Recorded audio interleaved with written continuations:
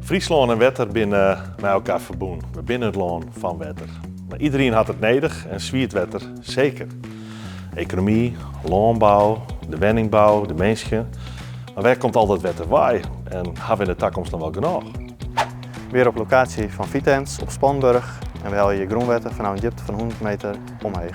Ze zuiveren het wetter in zo'n stappen tot drinkwetter. Ze houden bijvoorbeeld kalk en ijzer uit. Dat betekent dat een persoon 129 liter drinkwetter per dag gebruikt.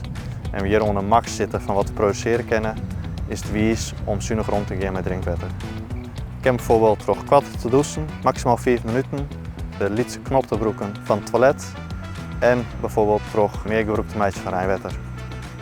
Wij vangen hier Rijnwetter op in een Rijnwetter-tank van 6000 liter. Dat wetter gebruiken wij voor het toilet te spelen, de wasmachine en voor de tuin te besproeien.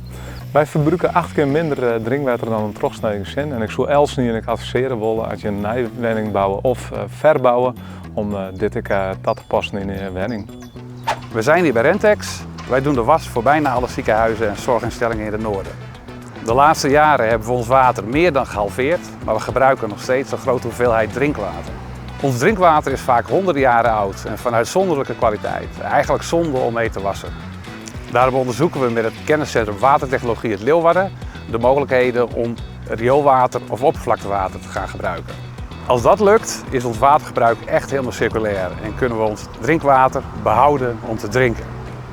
Omdat Wetter wichtig is, willen we besparen en willen van jou weten hoe we dat het beste doen kunnen. Dus stuur het in op stimvanfriesland.frl.